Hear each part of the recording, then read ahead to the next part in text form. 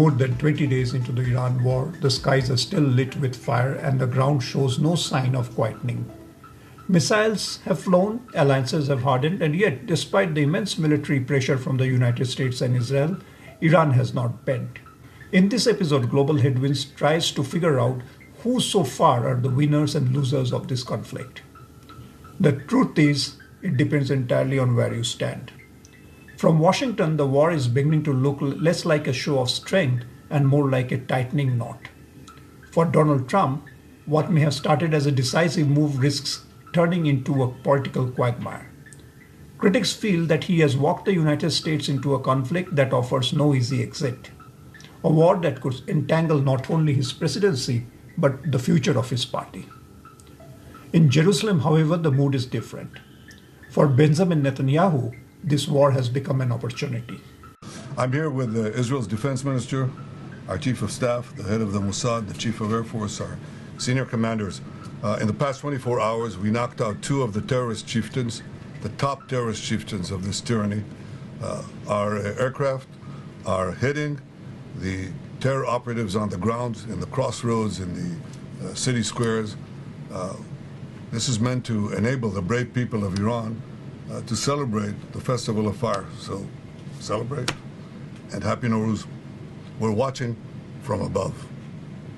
By pulling the United States deeper into the confrontation, he has managed to strike at Israel's most formidable adversary, with the American taxpayer bearing the major cost of the war on his behalf.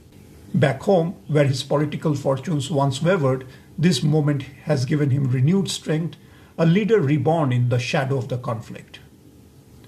And then there is Iran. On the surface, it stands defiant, but beneath that defiance lies damage, deep and undeniable. Military installations reduced to rubble, key leaders gone, and years of nuclear and weapons development potentially erased. Its actions across the region, including the disruption of the Strait of Hormuz, has further isolated it. Even nations that once hesitated to intervene now watch with sharpened intent. Iran resists, but it bleeds. Across the Middle East, the war has cracked something more fragile than borders: the illusion of stability. Wealthy Gulf nations, long cushioned by oil and prosperity, now face a new reality. Life for them will never be the same again. Production falters, uncertainty grows, the calm they once relied on feels suddenly distant.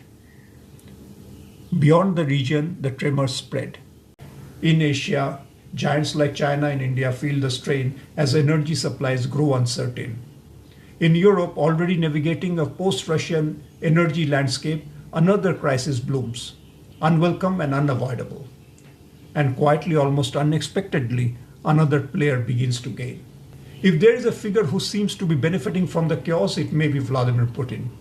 As restrictions on Russian oil ease in the wake of global disruption, Moscow finds itself in a stronger position. Its economy steadies at a critical moment.